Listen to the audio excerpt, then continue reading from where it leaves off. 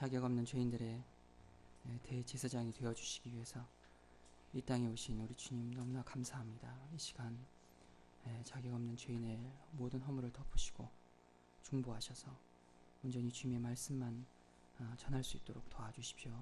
성령께서 한마디 말씀이 저희들의 심령에 무엇보다 영원한 대제사장 되신 예수님을 허락하여 주시길 간절히 기도합니다. 예수님의 이름으로 기도드렸습니다. 아멘. 히브리서 기자는 5장 11절에서 멜기세덱에 관하여는 우리가 할 말이 많으나 너희가 듣는 것이 두나무로 설명하기 어렵다고 하였습니다. 하지만 6장에서 경고와 소망의 말씀을 전한 후에 드디어 오늘 멜기세덱에 대해서 말하기 시작합니다. 왜 히브리서 기자는 너희가 듣는 것이 두나무로 설명하기 어렵다고까지 했을까요? 심지어 멜기세덱에 대해 바로 이해하는 것이 영적인 지식에서 초보인지 또 성숙한 사람인지를 가늠하는 기준이 된다고까지 말하였습니다. 왜냐하면 신앙의 성숙도는 그리스도를 중심으로 구약 성경을 해석하는 수준에 있기 때문입니다. 우리는 구약 성경에 그리스도를 예표하는 사건들에서 그리스도가 직접 등장하지 않더라도 그 실제이신 그리스도를 볼 수 있습니다.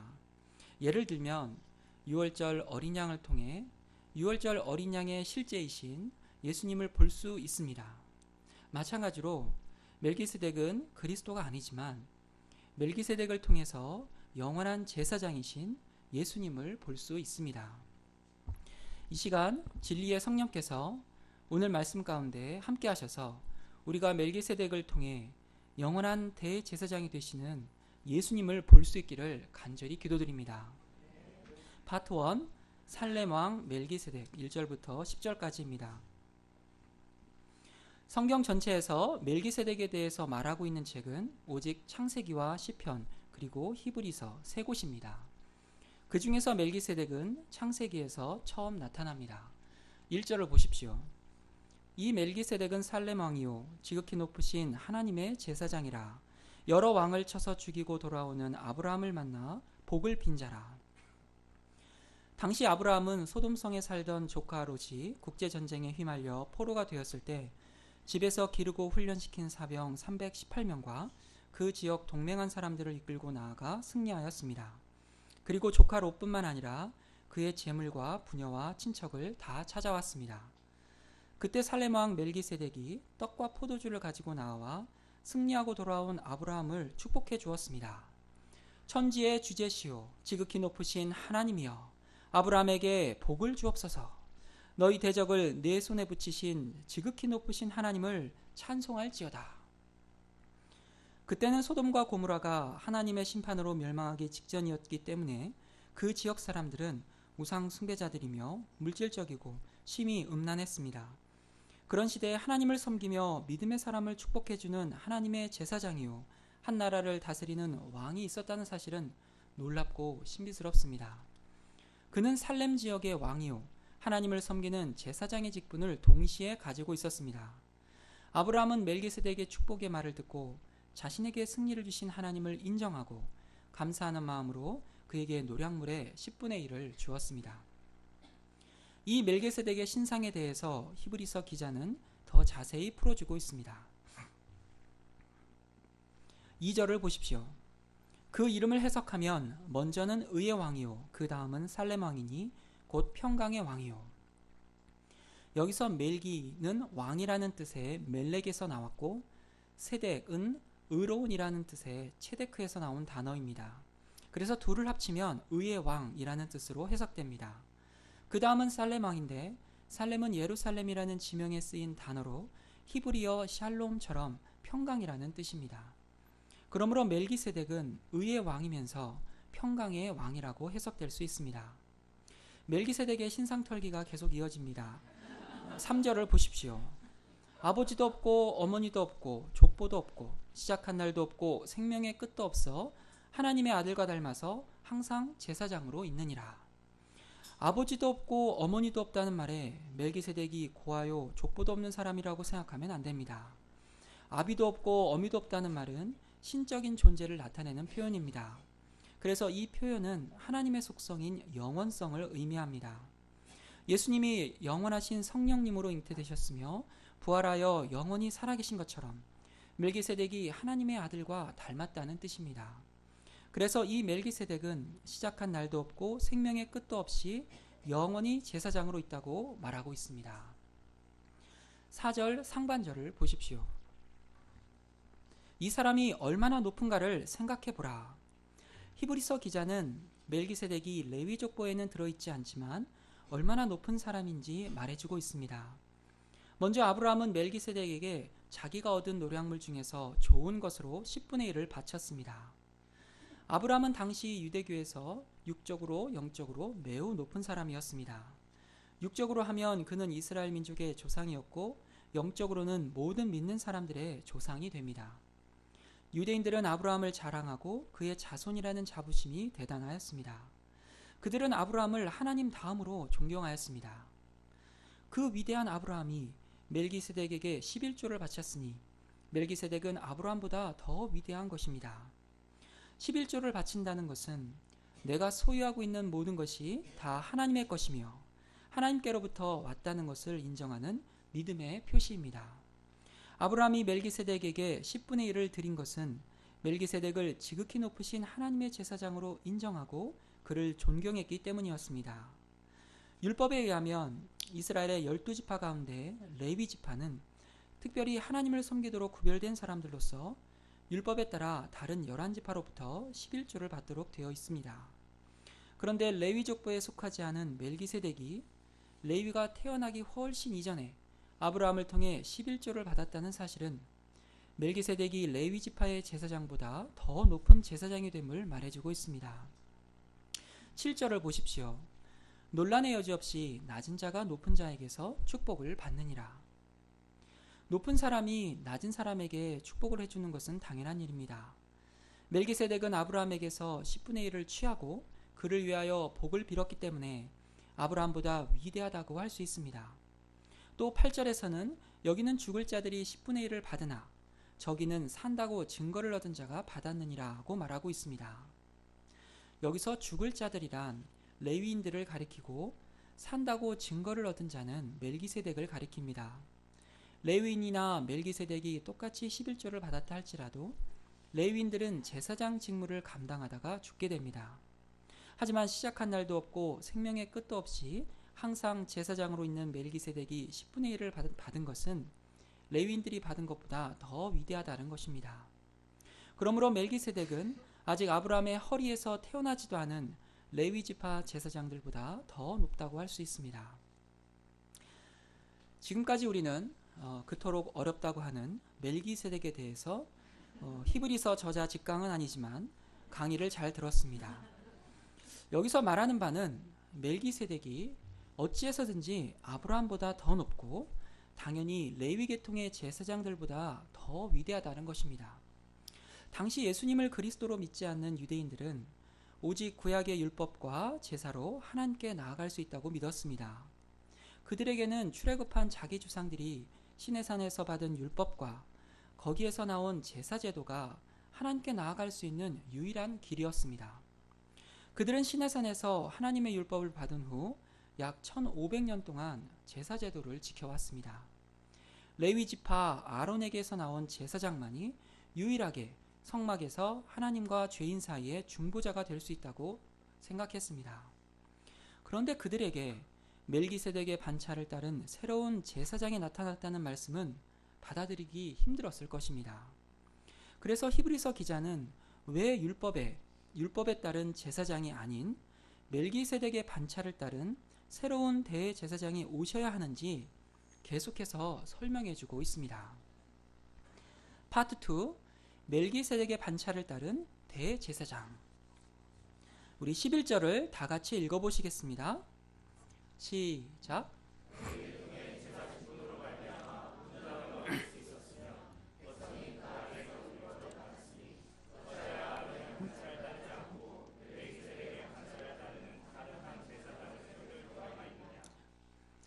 여기서 반차는 차례 또 순서를 의미합니다. 하나님께서 예수님을 아론의 반차를 따르는 제사장으로 보내지 않으시고 멜기세덱의 반차를 좇는 별다른 한 제사장으로 세운 이유는 레위 계통의 제사 직분이 불완전하기 때문입니다.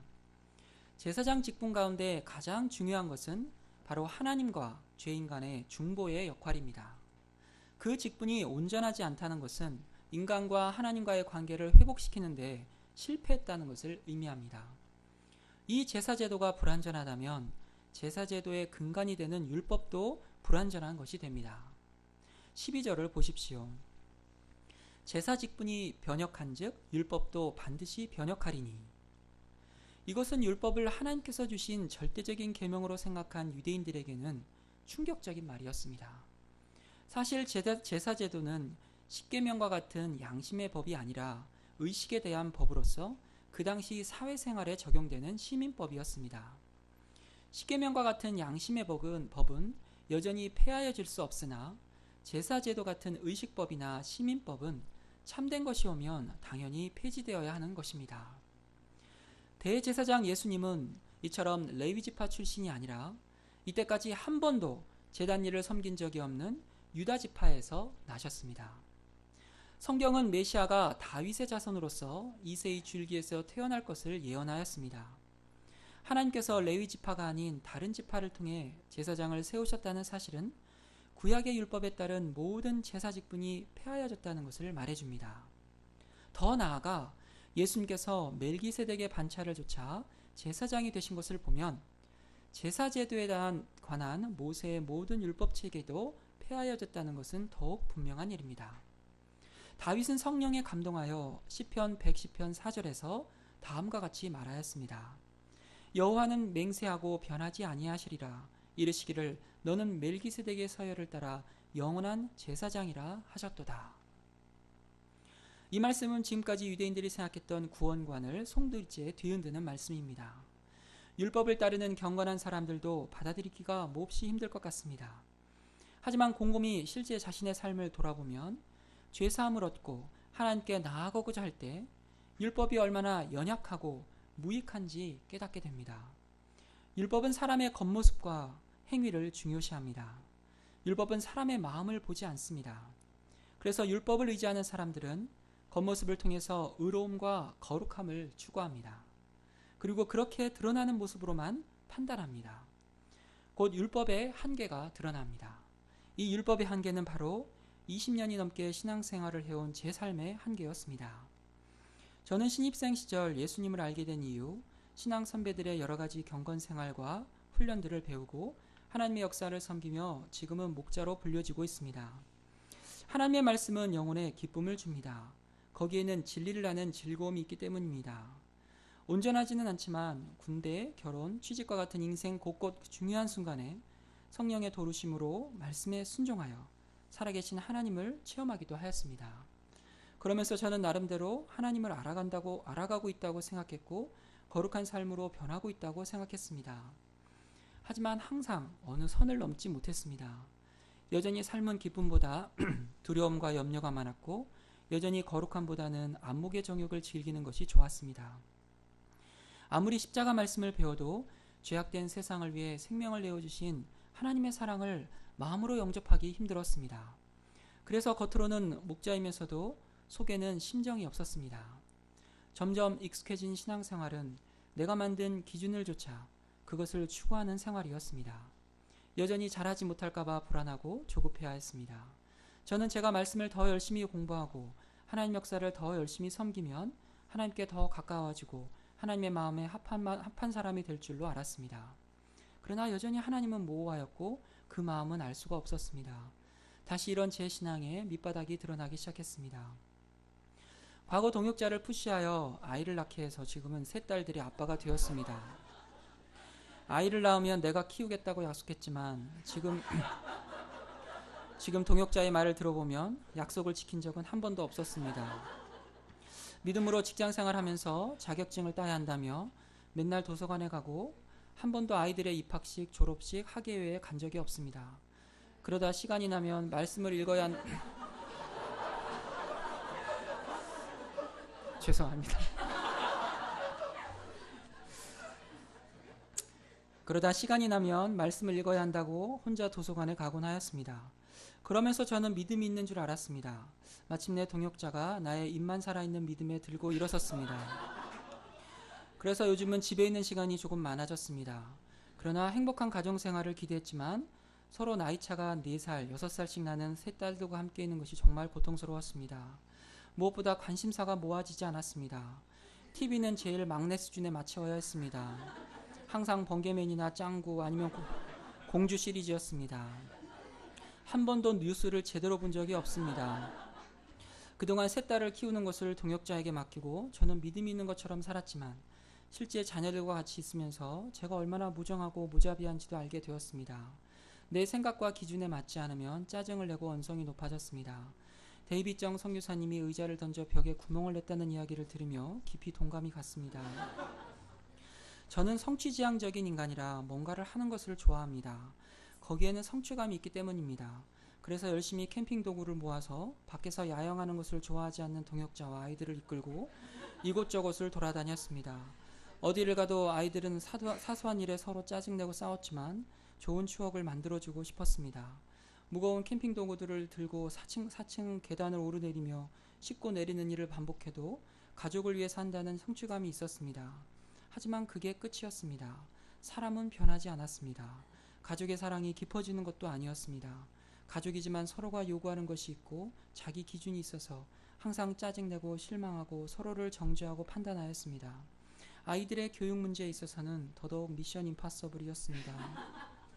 저는 가정의 테두리 안에서 밖에서만 돌아다니다가 조금 발을 들여놓은 순간부터 내가 가진 율법이 사람을 사랑하는 데 얼마나 연약하고 무익한지 깨닫게 되었습니다. 아무리 좋은 말일지라도 그 말은 비수가 되어 사람의 마음에 상처를 주기도 합니다. 아무리 신앙적인 말을 잘해도 그 삶이 있는 그대로 그 사람의 수준을 말해줍니다.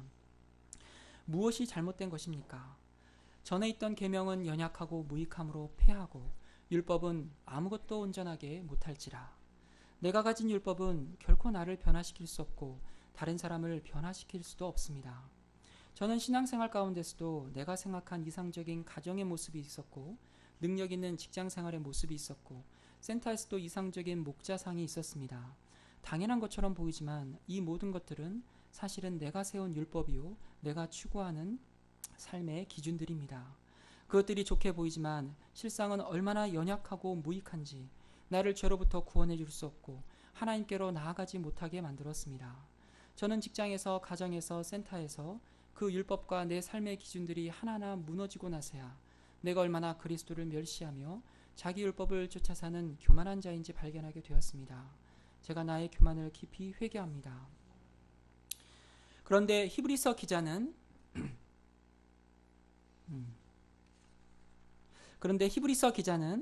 더 좋은 소망이 생겼다고 말하고 있습니다. 그리고 이것으로 우리가 하나님께 가까이 나아갈 수 있다고 말하고 있습니다. 그 소망이 무엇입니까? 파트 3, 영원한 대제사장이신 예수님. 구약의 제사장들과 이 땅의 대제사장으로 오신 예수님의 차이가 무엇인지 나와 있습니다. 우선 예수님은 맹세로 대제사장이 되셨습니다. 율법에서 레위 계통의 제사장들이 세워질 때는 맹세 없이 되었습니다. 맹세 없이 된 것은 그 직분이 일시적이기 때문입니다. 그러나 메시아를 대제사장으로 세우실 때는 하나님께서 너는 멜기세덱의 서열을 따라 영원한 제사장이라고 친히 맹세하셨습니다. 이는 예수님의 제사장 직분이 영원히 불변하다는 것을 말해줍니다. 또한 예수님은 죽음을 이기심으로 영원한 대제사장이 되셨습니다. 구약의 제사 직분은 제사장들이 죽기 때문에 가변적이고 연속성이 없었습니다. 요세푸스의 유대 역사에 의하면 아론부터 AD 70년 예루살렘 성전이 멸망하기까지 83명의 대제사장들이 교체되었다고 합니다. 아무리 훌륭한 대제사장이라도 죽음으로써 끝이 났습니다. 하지만 예수님은 부활하사 죽음 권세를 파하시고 영원히 살아계시기 때문에 그 제사장의 직분도 영원히 계속될 수 있습니다. 26절에서 28절까지 예수님은 거룩하고 흠이 없으신 대제사장으로 나와 있습니다. 구약의 대제사장은 여전히 인간이기 때문에 제사 직분을 감당하기 위해 제사 지낼 때마다 먼저 자기를 위하여 제사를 지내고 그 다음에 백성의 죄를 위하여 제사를 드렸습니다. 하지만 예수님은 하나님의 아들로서 본래 아무 죄가 없으신 분이시기 때문에 우리의 대제사장이 되시기에 합당하신 분이십니다. 자, 그러면 영원하신 대제사장 예수님은 어떻게 우리를 구원하실 수 있습니까? 25절을 다 같이 한 목소리로 읽어보시겠습니다. 시작.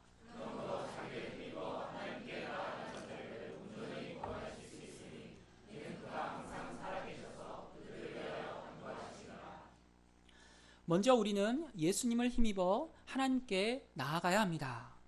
우리가 신앙생활을 하다 보면 불경건하고 불순종하는 상황에서 하나님께 나아가는 것이 정말 힘들 때가 있습니다. 공부한 말씀에 따르면 우리가 어느 때든지 예수님의 보혈에 의지하여 하나님께 나아갈 수 있다는 것은 알지만 실생활에서는 쉽지 않습니다.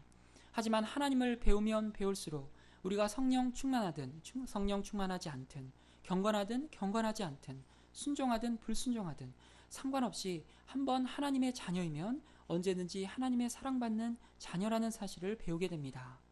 히브리서 저자는 언제든지 하나님께 나아가는 이 뻔뻔함을 담대함이라고 표현하였습니다. 그래서 은혜의 보좌 앞에 뻔뻔하게 나아가라고 권면하고 있습니다. 요한복음은 사도 요한이 쓴 복음서입니다. 본인이 쓴 책인데 그 안에 자신의 이름이 나와야 할 때는 담대하게도 예수께서 사랑하시는 제자라고 썼습니다. 예수님의 품에 기대어 예수님의 사랑을 받을 때나 예수님이 체포되어 제자들이 다 두려워서 도망치는 순간에도 요한은 스스로를 예수께서 사랑하시는 제자라고 말하는 뻔뻔함이 있었습니다. 예수님이 우리를 사랑하시는 것은 우리가 순종하기 때문에 성령 충만하거나 경건해서 사랑하는 것이 아니라고 로마서 5장 6절에서 8절에 나와 있습니다. 우리가 아직 연약할 때의 기약대로 그리스도께서 경건하지 않은 자를 위하여 죽으셨도다. 의인을 위하여 죽는 자가 쉽지 않고 선인을 위하여 죽는 자가 혹 있거니와 우리가 아직 죄인 되었을 때 그리스도께서 우리를 위하여 죽으심으로 하나님께서 우리에 대한 자기의 사랑을 확증하셨느니라. 하나님께서 나를 사랑하시고 나를 받아주시는 근거는 나의 행위에 달린 것이 아니라 그리스도께서 나의 모든 죄에 대한 형벌을 다 받으시고 모든 율법을 이루셨기 때문입니다. 우리는 다만 예수님이 십자가에서 나를 위해 이루신 크고 놀라운 구원을 영접하기만 하면 됩니다. 그러므로 우리는 날마다 어떤 상황 가운데서도 모든 것을 뒤로하고 예수님을 의지하여 하나님께 나아가야 합니다. 여기서 나아간다는 것은 단순히 형식적으로 주일 예배에 나오고 회중 기도에 동참하는 종교 생활이 아닙니다. 그것은 나의 모든 것을 아시는 하나님께 나의 죄를 고백하고 회개하는 것입니다. 나의 연약함과 죄로 인한 고통을 토로하며 살아계신 하나님과 교제하는 지극히 개인적이고 인격적인 나아감입니다. 그렇게 우리가 예수님의 이름을 힘입어 하나님의 보좌로 나아갈 때 어떤 일이 일어납니까? 대제사장 되시는 예수님은 하나님의 보좌 우편에서 우리를 위해 중보기도 하십니다. 내가 범한 모든 더러운 죄들을 나열하며 사단은 끊임없이 율법에 기초하여 우리를 하나님께 고소합니다. 너는 맨날 그러니? 이제 고의적인 거 아니야? 포기해. 너는 안 돼. 너는 부활해도 안 돼. 내가 목자냐? 내가 그래도 부모냐? 이런 모든 사단의 고소 앞에 예수님은 우리를 대신하여 흘리신 보혈로 우리를 변호하십니다. 예수님이 십자가에서 완성하신 하나님의 의를 우리의 믿음을 보시고 값없이 주십니다. 그리고 우리를 대신하여 하나님께 간구하십니다. 로마서 8장 26절 27절에 이렇게 나와 있습니다. 이와 같이 성령도 우리의 연약함을 도우시나니 우리는 마땅히 기도할 바를 알지 못하나 오직 성령이 말할 수 없는 탄식으로 우리를 위하여 친히 간구하시느니라. 마음을 살피시는 이가 성령의 생각을 아시나니 이는 성령이 하나님의 뜻대로 성도를 위하여 간구하심이니라. 이 예수님은 항상 살아계시기 때문에 나의 모든 상황을 다 아십니다. 우리는 서로 기도 제목을 제시해도 잘 잊어버립니다. 양 이름도 잊어버리고 시간이 지나면 기도 제목이 잊혀집니다. 목자가 바뀔 때마다 인수인계가 제대로 되지 않습니다. 하지만 예수님은 내 평생에 드리는 나의 모든 기도의 이력을 처음부터 끝까지 아십니다. 내가 기도한 것을 잊어버려도 예수님은 기억하시고 하나님 보좌 우편에서 간구하십니다. 영원히 살아계셔서 우리를 위해 간구하시는 우리의 대제사장 되신 예수님께 감사와 찬송을 드립니다. 결론입니다. 율법은 연약하고 무익하여 우리의 죄를 없이 할 수 없습니다. 무엇이 죄인지는 가르쳐 주지만 우리를 죄로부터 구원해 주지 못하고 우리의 내면을 변화시킬 수 없습니다. 하지만 예수님을 힘입어 하나님께 나아가는 자는 죄 사함을 얻을 수 있습니다. 우리를 위해 항상 간구하시는 예수님으로 인하여 새 사람이 될 수 있습니다. 그런데 평생 행위의 율법에 익숙한 사람이 은혜의 보좌 앞에 나아가기가 쉽지 않습니다. 하지만 나아가야 합니다. 오직 믿음으로 어떤 상황 가운데서도 뻔뻔하게 나아가야 합니다. 우리가 영원히 살아계신 대제사장 예수님께 날마다 돕는 은혜를 얻기 위하여 담대히 나아갈 수 있기를 간절히 기도합니다. 제 기도하고 마치겠습니다. 감사하신 하나님 아버지, 어떤 상황 가운데서도 우리 있는 모습 그대로를 사랑하시고 인정하시고 귀하게 여기신 하나님, 이 예수님께 날마다 나의 죄를 들고 나아가고 예수님께 아뢰일 수 있도록 도와주시기를 간절히 기도합니다. 지금까지 내가 의지하여 살아왔던 나의 율법, 내 삶의 기준을 다 내려놓고 오직 100% 예수님과 연합된 삶을 살 수 있도록 도와주시기를 간절히 기도합니다. 예수님의 이름으로 기도드렸습니다. 아멘.